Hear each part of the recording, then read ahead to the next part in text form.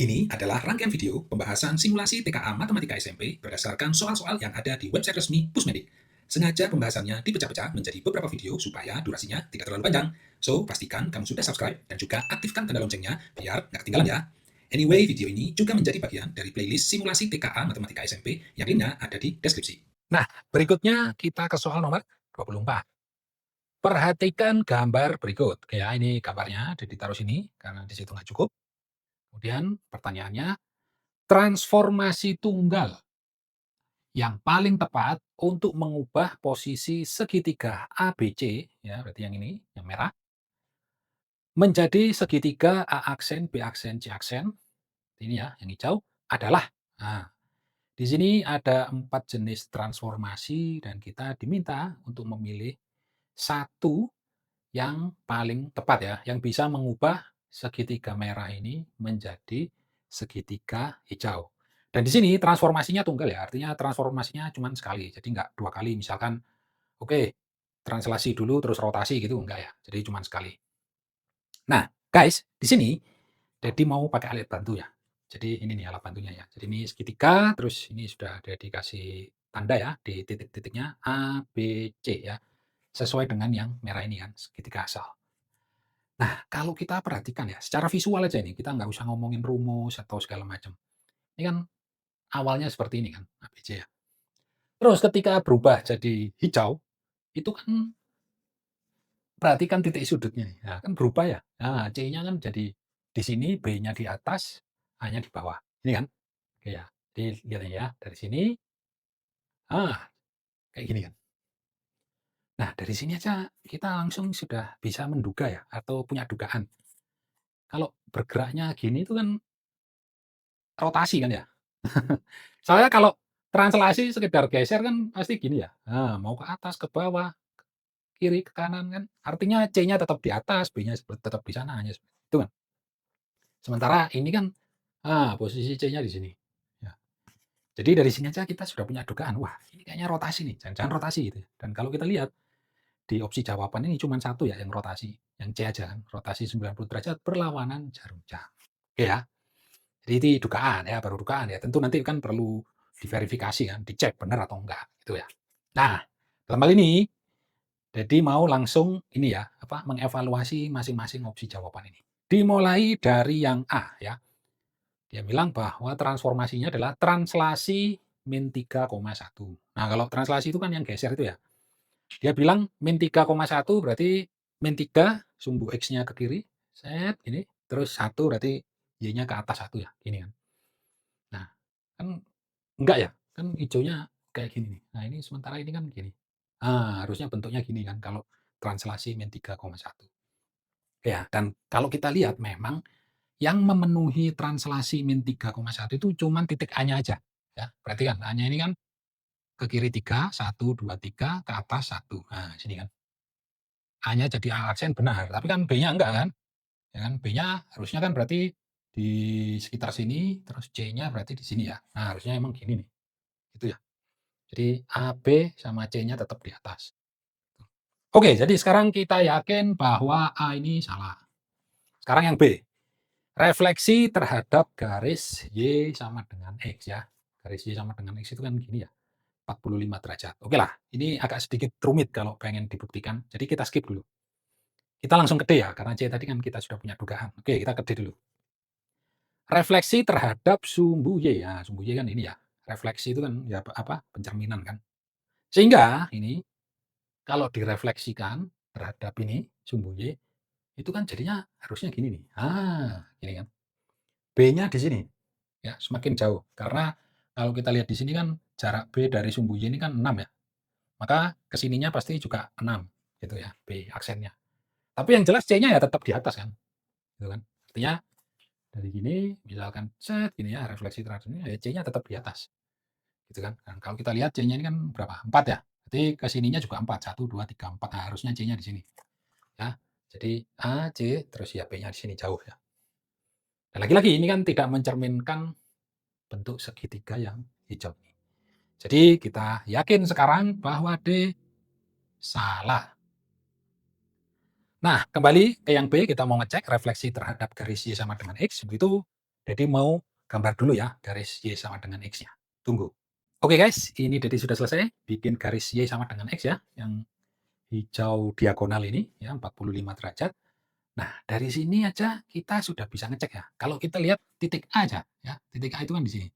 Kalau dia dicerminkan terhadap garis hijau ini kan berarti harusnya kan sini ya. Nah di sini kan. Ah, ya, ya. Ya kan karena 45 derajat ya kalau refleksi kan harus 90 derajat terhadap ininya kan, siku-sikunya di sini. Nah, seperti ini. Itu ya. Sementara kalau kita lihat C-nya, nah kan garis hijaunya itu malah kayak di bawah C-nya kan. Sehingga kalau direfleksikan harusnya C-nya ke sini. Oke ya, jadi ini C aksen, ini A aksen. Itu ya. Nah, B-nya kalau direfleksikan berarti harusnya di sana ya. Sehingga bentuk ini ya, ini kalau direfleksikan terhadap garis Y sama dengan X itu kan harusnya kayak gini nih. Ini ya harusnya itu. Dan tentu saja itu kan tidak mencerminkan segitiga hijau yang diminta ini. Dengan demikian, maka kita yakin sekarang bahwa B juga salah. Nah, karena A salah, B salah, D salah ya, tinggal tersisa C ya, yang benar kan. Nah, tapi sekali lagi, mungkin kamu penasaran ya, atau beberapa anak biasanya ada yang tipenya harus bisa dibuktikan secara angka gitu. Oke, kita lihat. Rotasi 90 derajat berlawanan arah jarum jam dengan pusat di titik asal ya. Titik asal kan 0,0. Nah, di sini kalau memang pengen yakin banget, itu ya kita pakai rumus kan. Nah, bahwa kalau kita punya koordinat X, Y, terus dia dirotasi 90 derajat ya, berlawanan arah jarum jam, itu, dan ini terhadap titik asal, maka dia akan menjadi apa? Apa? Benar ya. Jadi min Y, X. Gini. Sehingga kalau kita lihat ya, titik A yang awal itu kan 2,1. Nah, begitu dirotasi jadi berapa? Kan ini min Y ya. Berarti min 1, X-nya tetap ya, 2 ya. Oke. Kita cek. Min 1, 2. Benar ya? Oke. Terus kita cek yang B. B itu kan 6,1. Jadi berapakah dia? Min Y berarti min 1, X-nya tetap 6. Min 1,6 loh kan? Benar ya? Oke. Oke ya, biar nggak penasaran kita lengkapi aja yang C. Yang C dia koordinatnya 4,5. Kita lihat. Berarti min Y. Min 5, X-nya tetap ya, 4. Kita lihat C. Ini. Min 5, 4 ya. Benar ya? Iya, ini udah ditulis. A, B, C, ini A aksen, B aksen, C aksen.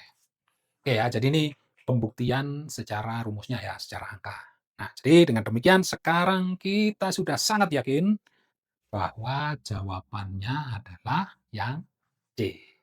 Oke, sekarang kita ke soal nomor 25. Yuk kita baca soalnya. Dalam pembangunan sebuah monumen peringatan, kontraktor menggunakan bata ringan berbentuk balok untuk menyusun bagian dalam monumen. Desain monumen peringatan diberikan pada gambar berikut. Ya, jadi nih gambar desain monumennya. Terlihat di sini ya, ini yang bagian bawah ini balok ya, dengan panjang kali lebar masing-masing 6 meter dan tingginya ini adalah 5 meter. Nah, bagian atasnya atau puncaknya itu kan limas ya. Tapi menurut kalian itu limasnya segitiga atau segi empat? Ya, segi empat. Kenapa?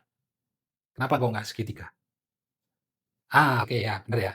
Jadi karena bawahnya ini kan bentuknya balok, maka pas di sininya itu kan dia pasti juga kotak ya. Atau ini jadi gambarnya ya, biar kebayang. Ya ini kira-kira. Nah, kurang lebih kan gitu ya. Jadi bagian atas baloknya ini kotak, terus baru nyambung ke yang limasnya. Sehingga supaya pas ya limasnya segi empat kan. Kalau limasnya segitiga kan nanti ya nggak pas ya. Ada bagian yang kosong gitu nanti ya. Oke. Jadi kita tahu limasnya adalah segi 4. Oke, kita baca berikutnya. Setiap bata ringan yang digunakan berukuran 60 sentimeter kali 20 sentimeter kali 10 sentimeter. Susunan bata ringan pada monumen tersebut dianggap tersusun rapat tanpa celah. Oke ya, jadi si monumen ini tersusun dari banyak bata ringan ya, dan bagian dalamnya itu terisi penuh ya, nggak ada celah. Misalkan di dalamnya ada yang rongga atau ada yang bolong gitu, nggak ada ya. Jadi benar-benar terisi penuh dari bawah sampai atas. Nah, sehingga pertanyaannya, berapakah jumlah minimal bata ringan yang diperlukan untuk membangun monumen tersebut? Oke, gimana ini kira-kira pendekatannya? Oke, dari sini ya, kan ini monumen ini dibangun oleh bata ringan kan, yang ukurannya segini. Jadi dari ukuran ini nanti kita tahu volume si bata ringan ini kan. Nah, sementara dari diagram ini kita juga bisa menghitung volume total dari monumen ini, gitu ya. Sehingga jumlah bata ringannya itu nanti diperoleh dari volume si monumen keseluruhan dibagi volume yang bata ringannya itu. Gitu ya pendekatannya, kebayang ya? Oke, sekarang kita hitung dulu yang mana ya, yang gampang dulu aja ya. Volume bata ringan. Oke, ini udah ditulis. V bata, ya. Itu kan berarti 60 kali 20 kali 10. Nah, sama dengan berapa ini? Ini kan 6 kali 2 kali 1, 12 ya. Nolnya 3, berarti 12.000. Nah, jangan lupa satuannya sentimeter kubik. Ya, gini kan. Oke, next adalah kita menghitung volume dari monumen peringatan ini. Nah, di sini kan kalau kita lihat, kita bisa memecah ini menjadi 2 bangunan ya. Satu yang bawah yang bentuknya balok ya, kayak ini udah dikasih nama BB ya, balok besar. Yang bawah ini. Terus yang atas kan limas ya. Oke, udah dikasih nama LSE deh ya, limas segi 4 gitu ya. Sehingga volume dari monumen itu kan sama dengan volume BB ya, balok besar yang bawah itu, ditambah volume LSE ya, volume limas segi 4. Volume balok besar itu kan bisa kita nyatakan sebagai luas alas ya, tentu maksudnya alas balok kali tinggi baloknya ditambah, nah kalau volume limas segi 4 apa? Ya, betul ya. Jangan lupa ya, ada sepertiga kali luas alas ya, alasnya limas kali tinggi. Oke, kita masukkan angkanya ya. Dari yang balok besar dulu. Luas alasnya 6 kali 6, tingginya 5. Oke, kali 5 ditambah yang limas ini berarti sepertiga kali, nah, luas alasnya si limas berapa? Sama kan ya, 6 kali 6 kan? Karena ini kali ini kan, sama dengan yang ini. Oke ya, 6 kali 6 kali tingginya 3. Nah, dari sini kita langsung bisa coret yang tiganya ini ya. Nah, gini kan. Oke, sehingga ini kemudian, ini udah dikaliin yang ini dulu ya, biar gampang. Ini kan 30. 30 kali 6, 180. Ditambah, ini berarti tinggal 6 kali 6, ya, 36. Dan ini kalau dijumlah hasilnya adalah 216. Jangan lupa, satuannya apa? Itu kan meter ya. Jadi ini meter kubik. Oke. Nah, jadi sampai di sini kita sudah tahu volume dari bangunan monumen peringatan ini dan volume masing-masing itu ya, bata ringan itu ya. Dan seperti tadi di awal Dedi bilang bahwa untuk mencari jumlahnya berarti volume monumen dibagi volume bata ya. Tapi di sini harus hati-hati. Apa? Satuannya kan beda ya. Ini kan meter kubik sementara yang bata adalah sentimeter kubik. Nah, ini harus disamakan. Nah, enaknya gimana? Meter kubiknya diubah jadi sentimeter kubik atau sentimeter kubiknya diubah jadi meter kubik? Mending ini dijadiin sentimeter kubik ya, ya kan? Karena kalau sentimeter kubik dijadiin meter kubik nanti jadinya 0 koma ya, 0, gitu.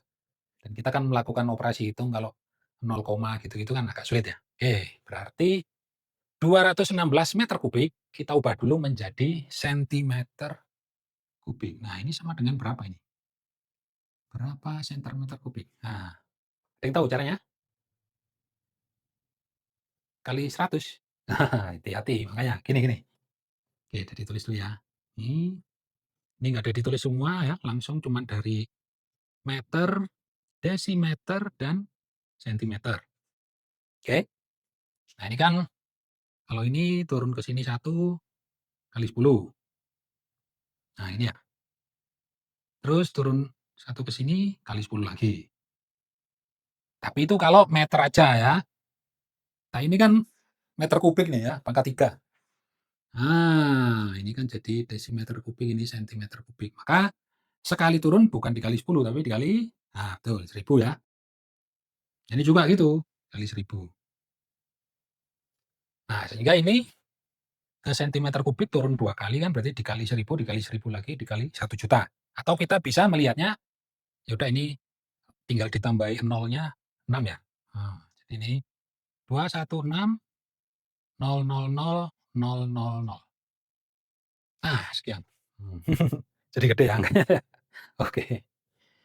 Nah, berarti sekarang tinggal kita bagi ini dengan itu ya. Di sini ditulis, maka jumlah bata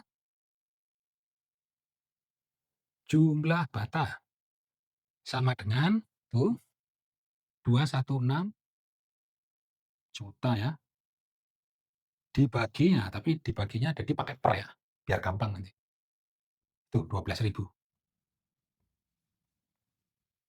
Nah, kenapa biar gampang? Karena nyoret-nyoretnya enak kalau pakai per ya. Banding banding pakai dibagi 12.000 ini ya, itu jadi lebih sulit nanti. Oke, pertama kita jelas bisa mencoret 03 ini. Nah, 216 dibagi 12 berapa? Kayaknya sulit ya. Ya tentu kamu kalau mau menghitung pakai porogabit gini nggak masalah ya. 216 dibagi 12 ini, no problem ya. Tapi kalau jadi lebih sukanya gini, ini mungkin kita tidak bisa membagi langsung, tapi setidaknya jadi tahu ini bilangan genap, ini bilangan genap. Berarti setidaknya bisa dibagi 2 kan? Oke, yuk kita bagi 2 dulu. 12 bagi 2, 6 ya. 216 dibagi 2 berapa? 100? Nah, betul ya, 108. Oke. Nah, dari sini masih genap ya, bisa dibagi 2 lagi kan? Oke, 6 dibagi 2, 3. 108 dibagi 2 berapa? 5, 4. Oke ya. Nah, ini kan. Oke, nah ini sudah banyak biar nggak penuh, nggak crowded. Oke, jadi tulis lagi di sini. Berarti yang atas kan 54.000, yang bawah 3 ya. Nah, tapi jadi tulisnya gini, 54 per 3, ini nggak jadi, kali 1000. Ya kan? Ini kan 03-nya 1000, terus ini tadi 54, yang ini 3. Sehingga sekarang tinggal menyelesaikan 54 dibagi 3, dan berapapun ini, nanti hasilnya dikali 1000. Berapa ini? Ada yang kesulitan ya. Tapi kalau jadi mikirnya gini ya, kalaupun kita nggak bisa membagi secara langsung ya, tapi kan ini bukan ini kan, sudah bukan bilangan genap lagi yang 3-nya ya. Setidaknya jadi mikir gini, berapa ya angka yang mendekati 54 yang kita tahu pasti bisa dibagi 3? Berapa? Yang kebayang aja. 30 kan? Ah, oke, good ya. Jadi ini udah diubah jadi gini. Ya, 30, nah 54, 30 ditambah berapa supaya 54? Ditambah 24 kan ya. Oke, ini dibagi 3 kali 1000. Nah, kalau sudah gini enak ya. Kita lihat 3-nya dicoret sama yang 30 kan jadi 10. Oke. Terus jangan lupa ini karena penjumlahan ya, ini dicoret sama yang 24 dibagi 3 adalah 8. Sehingga 10 ditambah 8, 18 kali 1000 sama dengan, yes, 18.000. Jadi kita butuh 18.000 bata ringan, dan itu artinya jawabannya adalah yang B. Oke, sip. Sampai sini ada pertanyaan? Cara cepat. Oke. Nah, kalau menurut Dedi ini caranya sudah langsung to the point ya. Ya kalaupun ditanya cara cepat, itu tergantung apakah satu, kamu tahu rumus volume 5 segitiga ya. Kalau volume balok ya pasti tahulah 5 segitiga ya. Ini banyak yang nggak hafal. Jadi ya kalau ini nggak hafal ya mungkin sulit ya, lama ngitungnya jadinya. Tuh. Tapi kalau kamu ngerti ini ya cepat langsung hitungnya kan, langsung dihitung apa volumenya. Terus yang kedua ya waktu melakukan pembagian ini ya, 216 juta dibagi 12.000. Kalau kamu mahir atau terampil membaginya, ya cepat ketemunya 18.000. Nah, dalam hal ini ya karena tiap anak itu beda-beda, nggak masalah ya kalau kamu melakukan pembagiannya dengan pembagian bersusun atau porok habit kayak gini ya. Yang penting kalau kamu merasa, "Ah, aku lebih cepat pakai ini," ya udah pakai ini aja ya, nggak usah pakai cara ini. Itu ya. Ini jadi ngasih tahu ini sebagai cara alternatif aja ya, seandainya mungkin belum terlalu lancar pakai pembagian bersusun atau porok habit. Oke, gitu ya. Oke guys, gimana? Sudah ngerti belum? Nah, untuk ngetes apakah kamu sudah ngerti atau belum, ini Dede kasih PR yang soalnya Dede bikin ya mirip-mirip lah dengan soal yang tadi sudah kita bahas. So, ini kamu kerjain dulu, nanti kalau sudah, tulis jawaban kamu di kolom komentar. Dan kalau kamu pengen Dede bikin video pembahasan yang ini, tulis juga ya di komentar. Tapi jangan lupa like, subscribe, dan aktifkan tanda loncengnya. So, sampai jumpa di video-video pembahasan berikutnya. Ciao!